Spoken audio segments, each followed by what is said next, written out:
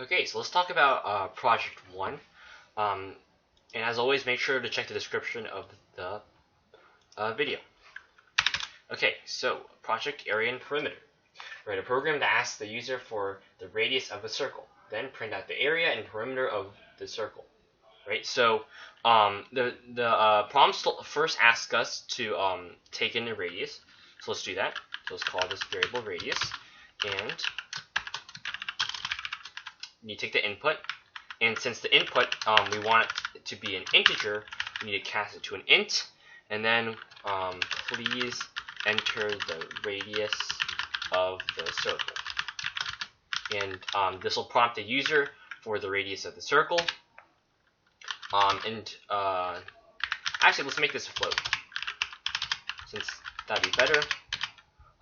Since we're going to be dealing with floats, and then we're going to print this out. So we're going to print out the area of this, and that's going to be 3.14 times, the pi r squared. So that's 3.14 times x, or not x, sorry, radius times the radius again, since that's squared, and then don't forget your units squared, and then we got to print out the perimeter.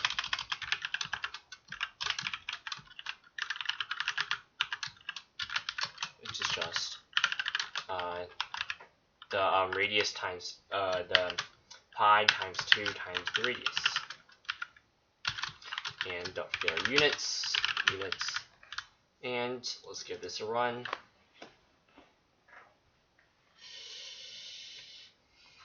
And I forgot that. Okay, so if we get 8, we get this.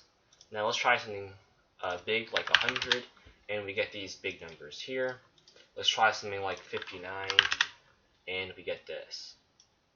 So, although it does seem a little weird to have like these big numbers, it's really just the computer's fault. Nothing wrong with us. It's just that Python sometimes makes these small errors that are really negligible. Okay, so the next project, color mixer.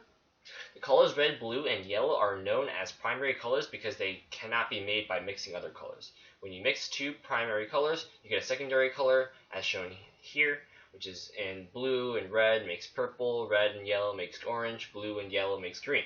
Write a program that takes the two primary colors and prints the result when you mix them. Okay, so this one's also, easy, and again, it's a two-step process. We take in an input. So what are inputs? The inputs are two colors. So let's call C1 for color 1, and let's do the enter the first primary color. So that'll prompt the user for that, and then let's have the second primary color. Okay. Okay, so after we've identified the inputs, right? Now is the processing. Okay, so when do I want to print mixing red and blue creates purple? Well, if the first color equals red and the second color equals blue,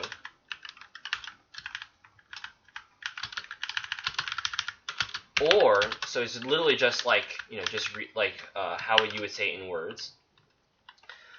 If color 1 equals blue, so it's the opposite. Like that, then it'll print out mixing red and blue equals, or creates, purple. Okay, and let's comment the top part out. Let's give this a run.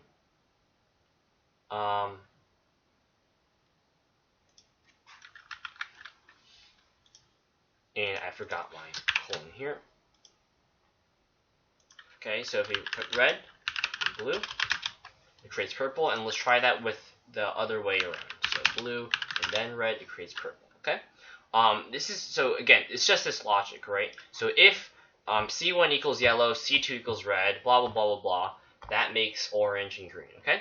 So I'm just gonna quickly write that down, have that down. Okay. So now I'm done.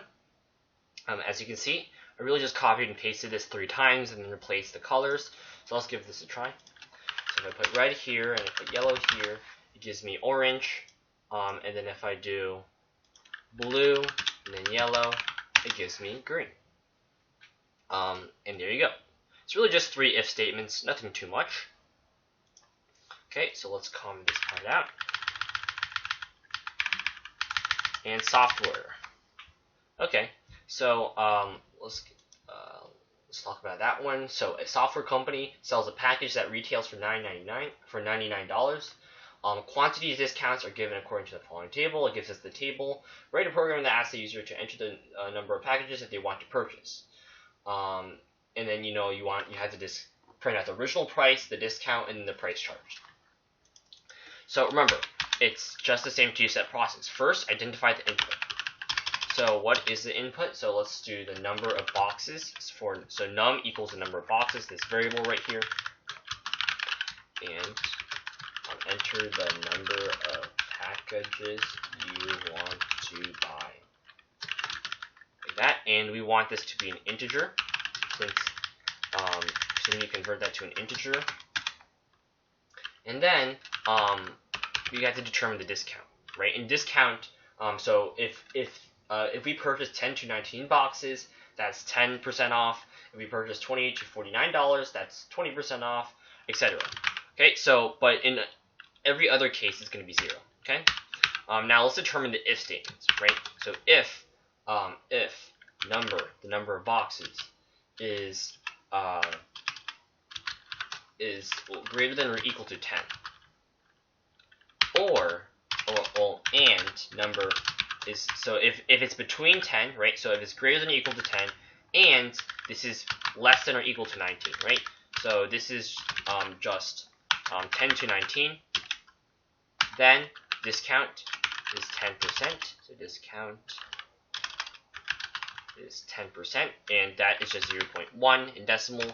And then we just do that for the rest.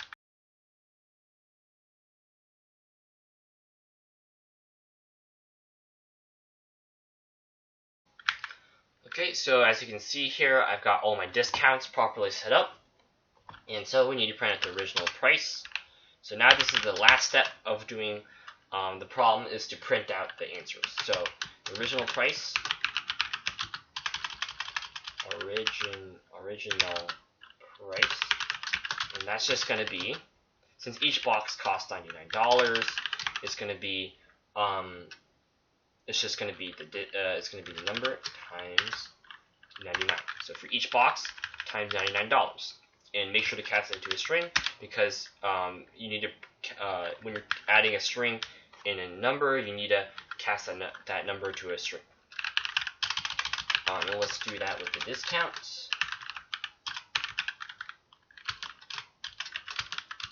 So the string of discount, and the discount is just number times 99, but then it's 10%, so we do, or not 10%, sorry, the discount, whatever the discount is. So if we're purchasing 59 boxes, it'll fall into that range, right? And it'll give us and discount would be 0.3. So, and it'll do this, and it'll give us a discount. Finally, the final price, or the price charged, will just be this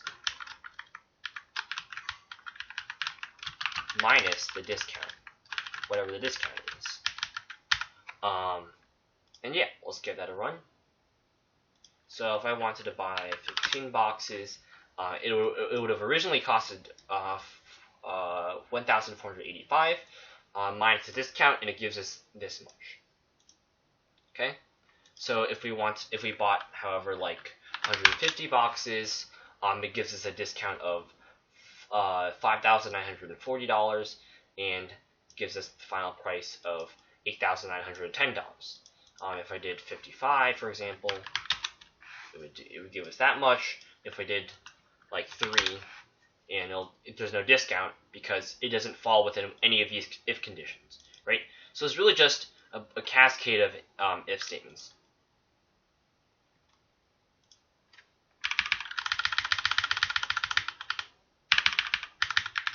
Okay, moving on to our guessing game. So guessing game, write a program where the computer randomly thinks of a number between 1 and 10, asks the user for a guess, then tell the user if he was too high, low, or guess correctly. So remember, again, it's a two-step process. This time though, we will need to use the random function.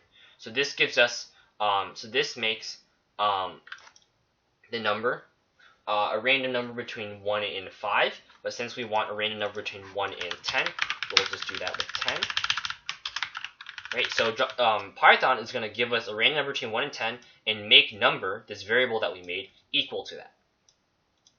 And then just ask the user for input, right? So enter a number. Okay, so then the second part of all these problems is making your if statements. So what we want to do is say, okay, if the user entered the number, which is x, equals the number that the Python made, that the Python was thinking, like that. And by the way, we don't need these parentheses. I just add these here just because I like them, but you really don't need to. So if that's the case, then we can print out that we were correct, and the number was 2. Or not 2, sorry, that's what the example says, but the number was the number. Okay. Else if x is less than the number, so if we were too low, then we print out too low. The number was, and then we print out the number. And else, so that means that it's x is greater than number, so that would mean that it's too high, because the number was whatever the computer thought of, like that. Okay, let's give that a run. And I forgot my colon here. Don't forget your colons.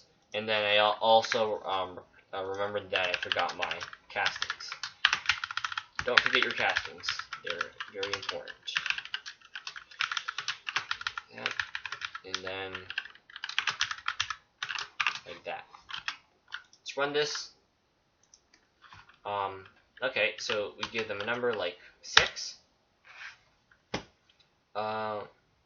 Oh, yeah, and I forgot to cast this. We want integer of the input.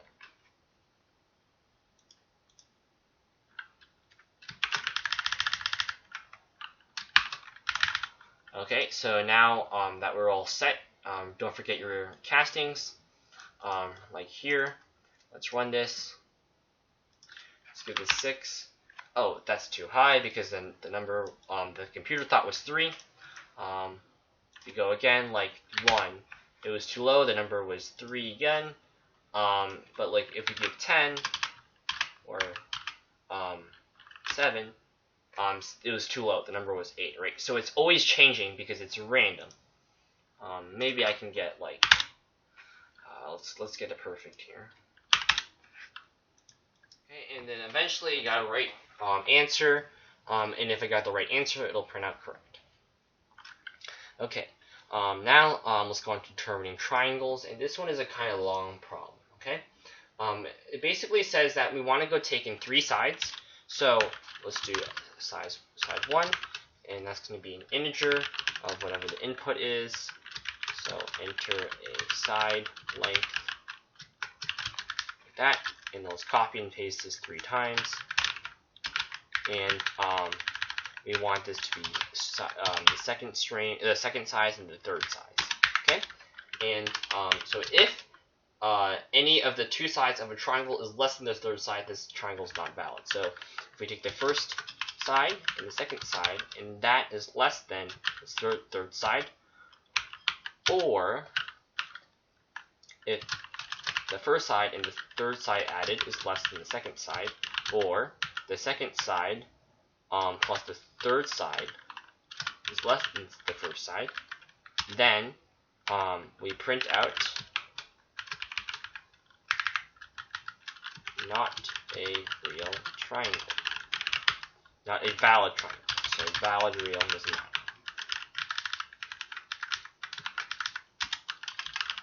Else if oh,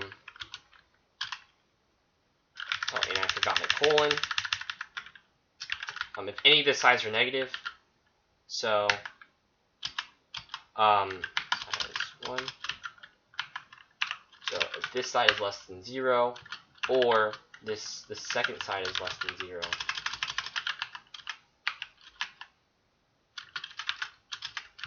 or the third side is less than 0,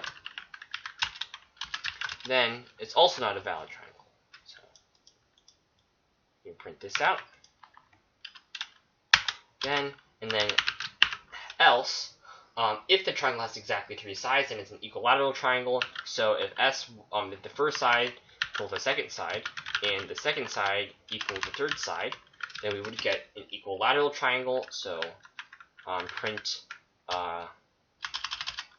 equilateral.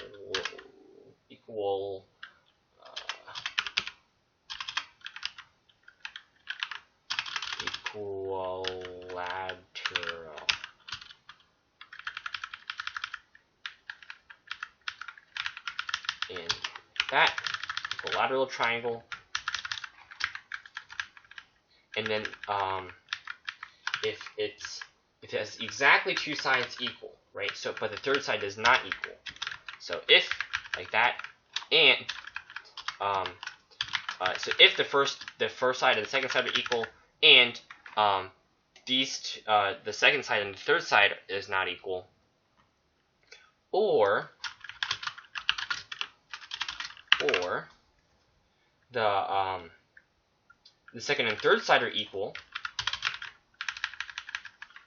So if the second and third side are equal, so the third side equals the second side, and the second side does not equal the first side, then it must be a isosceles triangle.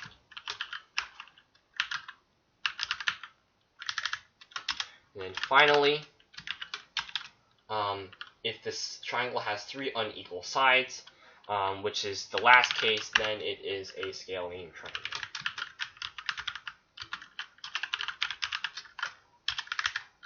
Okay, let's this part out.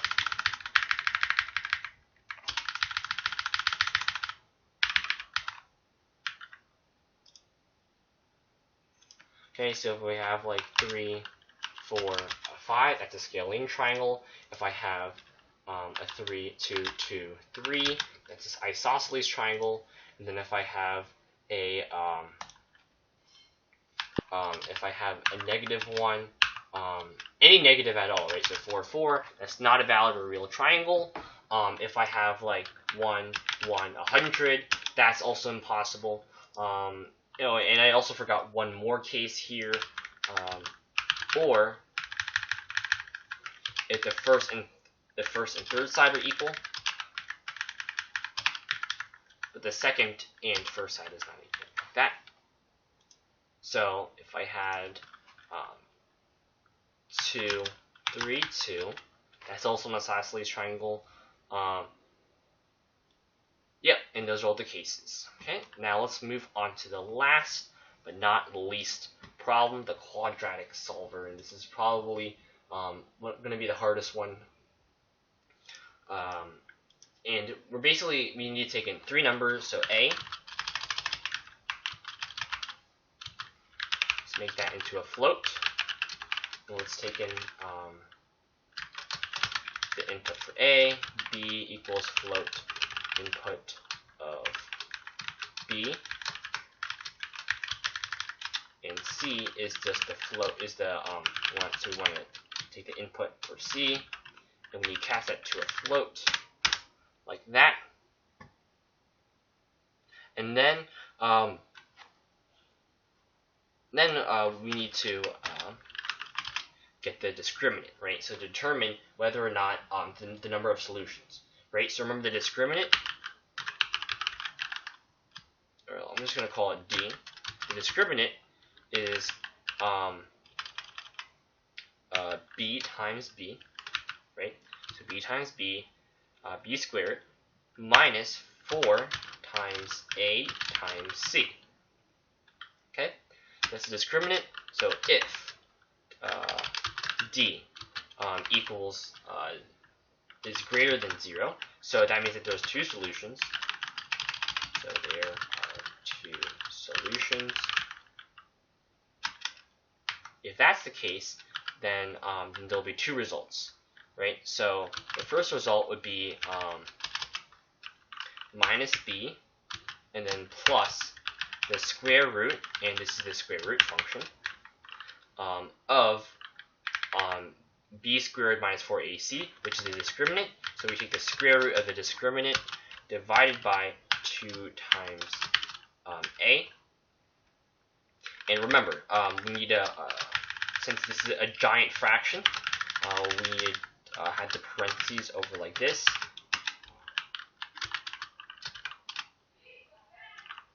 Minus B, and then the other case, which is just that.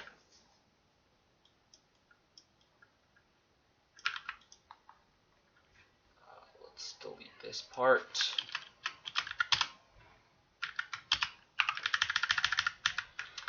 So we have something like this. So if there are two solutions, because if the discriminant is greater than 0, we have that, and then we print out the roots. So the roots are the first number, and then the second number. By the way, this notation of commas is another way of doing it. You can also do the plus, but I like to do the comma sometimes. It's better. Else if, so if the discriminant equals 0, then it's really just one of these guys. It doesn't matter, since both of these equations will give us the same result. And print the roots is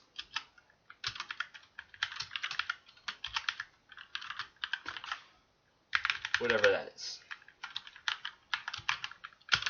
That, and otherwise, so else,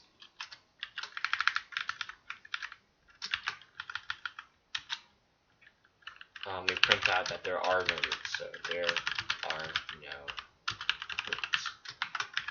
Real roots. Okay, and let's give this a try. Here it is. So so I had an extra parentheses. Let's print this. Let's run this. And I forgot this part here. And now we should be okay. And then I forgot to comment this part out. Let's do that. Okay, so I fixed this. Okay, so I fixed this part over here. Just the silly parentheses. And then let's give this a run. So if I have 1, minus 6, and then 9, there's only one root, and that's 3. If I give it 1, 5, 4, there are two roots, -1 and -4. If I give it some random number, so like 8, 9, and 23, there are no real roots. If I give it something like 4, 19, and 3, it'll give us some random decimals, and yeah, so that's project 1, and yeah, see you next time.